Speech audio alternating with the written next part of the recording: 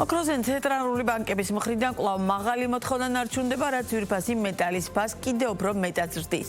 ანალიტიკოსების შეფასებით 2025 წელი სავარაუდოდ ზედიზედ მეოთხე წელი იქნება, როდესაც ბანკები 1000 ტონაზე მეტ ოქროს შეიძენენ. რა განაპირობებს ცენტრალური ბანკების მხრიდან ოქროს მაღალ შესყიდვებს, რა ნიშნულზეა დღეისათვის უნცია ოქროს ფასი და ასევე რა მდგომარეობაა ძვირფასი მეტალის ნაკეთობების რეალიზაციის მიმართულებით საქართველოში. ოქროს საერთაშორისო და ქართული ბაზრის მიმოხილვით მარი მელიქიშვილი გვერდება ბიზნეს პარტნიორის ეთერში.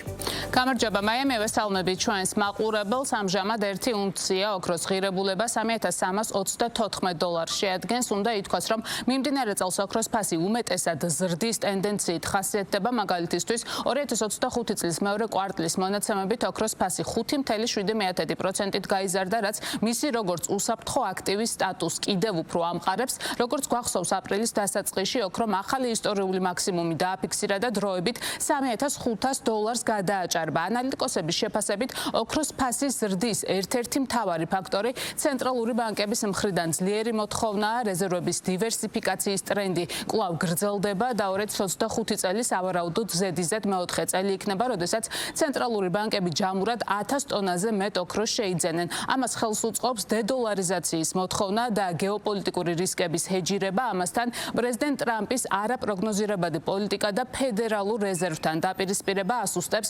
დოლარის მიმართ ნდობას და უბიძგებს ცენტრალურ ბანკებს ოქროს შესყიდვისკენ. მოთხოვნა ძლიერია ინვესტორების მხრიდანაც. ახლო აღმოსავლეთში ივნისში გამწვავებულმა სამხედრო კონფლიქტმა კი რისკების მიმართ მგრძნობელობა კიდევ უფრო გაზარდა. ინვესტორები როგორც არაერთხელ გვითქვამს ოქროს მიიჩნევენ ჰეჯირების საშუალებად და ვინაიდან მსოფლიოში კვლავ ძალიან მაღალია გეოპოლიტიკური და ეკონომიკური რისკები, ანალიტიკოსები ელიან, რომ წლის განმავლობაში ოქროზე მოთხოვნა ისევ მაღალ ნიშნულზე შენარჩუნდება, რაც მის ფასებს ზრდისკენ უბიძგებს. ცხადია, საერთაშორისო ბირჟებზე ოქროს ფასის ზრდას გავლენა საქართველოსაც აქვს. ოქროს ნაკეთობების მწარმოებლები ამბობენ, რომ ბოლო 1 წელში 1 გრამის შესასყიდი ოქრო როგორც ნედლეული თითქმის 100 ლარით გაუძვირდათ.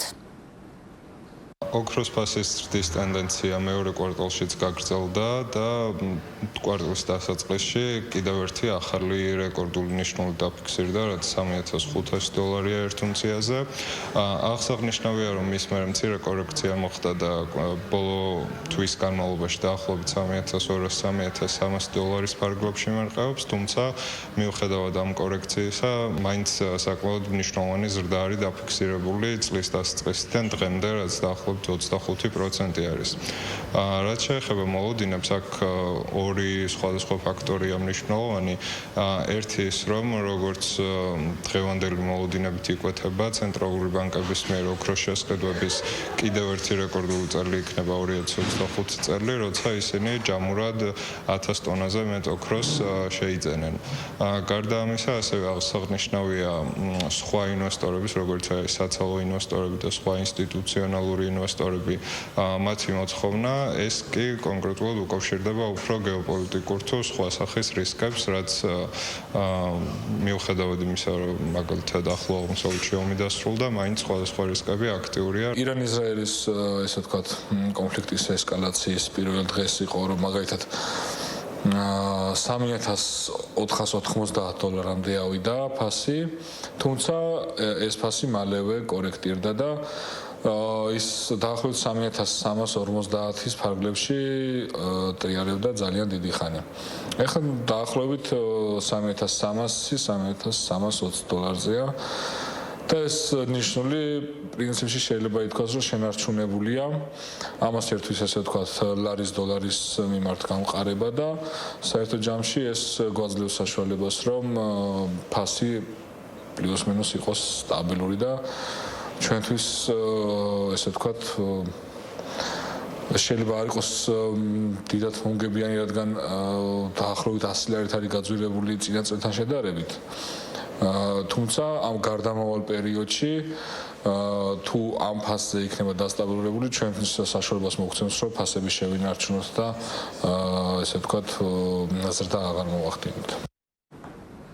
რაც შეეხება თვითონ ოქროს სამკაულების რეალიზაციას, ანალიტიკოსების შეფასებით საერთაშორისო ბაზრებზე ძვირფასი მეტალის ფასების ზრდის გამო რიგ ქვეყნებში ოქროს ნაკეთობების გაყიდვები შემცირდა, მაგალითისთვის როგორც გალთენ თაგარტის ძვირფასი ლითონების კვარტალურ მიმოხილვაში წერია, ჩინეთსა და ინდოეთში ოქროს ნაკეთობების ტრადიციულ მომხმარებლებში ფასებისადმი მგრძნობელობა გაიზარდა, რამაც როგორც უკვე გითხარით, გაყიდვები შეამცირა. თუმცა საქართველოში ოქროს სამკაულები ამ დრომდე აქტუალობას არ კარგავს და როგორც მწარმოებლები გვიყვებიან, მიმდინარე წლის მეორე კვარტალი წარმატებული ჰქონდათ. რიგი კომპანიების შემთხვევაში ნაკეთობების გაყიდვები 10%-ის ფარგლებშია გაზრდილი. გაყიდვებში ზრდის მაჩვენებლების შენარჩუნების მიზეზად ადგილობრივი მწარმოებლები სტაბილურ ფასებს ასახელებენ. ისინი ამბობენ, რომ მიუხედავად გაძურებული ნედლეულისა, საკუთარი მოგების მარჟის შემცირების ხარჯზე მათ მოახერხეს და ნაკეთობებზე მანამდე არსებული ტარიფები შეინარჩუნეს. ოქრო თავის აქტუალობას არ კარგავს. ყველა ვარიანტში მის მიმართ მოთხოვნა შენარჩუნებულია და შენარჩუნებული იქნება საომავლოთაც. ანუ ეს ისეთი ნედლეულია, ისეთი თუნდაც სასაჩუქრე, თუნდაც საინვესტიციო ისეთი აქტივია, რომ ის თავის აქტუალობას არასოდეს დაკარგავს. მეორე კვარტალი იყო დადებითი მთლიანობაში. კიდევ იმიტომ რომ ჩვენ ფასებს ესე ვთქვათ მაქსიმუმად გვიან ვაწევთ მიმდინარე ზრდის ტრენდს და მომხმარებელს მაქსიმუმად დიდხანს უნარჩუნებთ ძველი ფასით სარგებლობის საშუალებას. აქედან გამომდინარე მეორე კვარტალი იყო დაახლოებით 10% ზრდა იყო წინა წელთან შედარებით. მიუხედავად იმისა, რომ მაისი ძალიან ესე ვთქვათ დაბალი მონაცემებით დავხურეთ. ივნისი გავხსენეთ და უბრალოდ დავხურეთ 13%-იანი, ესე ვთქვათ, ზრდით წინა წელთან შედარებით. აქვე ქართული ოქროს საექსპორტო მაჩვენებლებსაც გადავავლოთ თვალი. მიმდინარე წლის პირველ ხუთთვეში საქართველომ ოქროს ექსპორტით $41 მილიონ მეტი შემოსავალი მიიღო, რაც 8%-ით აღემატება გასული წლის ანალოგიური პერიოდის მონაცემს. კერძოდ, გასული წლის იანვარ-მაისში ქვეყანამ $38 მილიონ $242,000 ღირებულების ოქრო გაყიდა. საექსპორტო ქვეყნების სიაში კი შვეიცარია, თურქეთი და არაბთა გაერთიანებული საემიროები არიან. ძალიან დიდი მადლობა, მარი მელიქიშვილი საუბრობდა ბიზნეს პარტნიორის პირდაპირ ეთერში.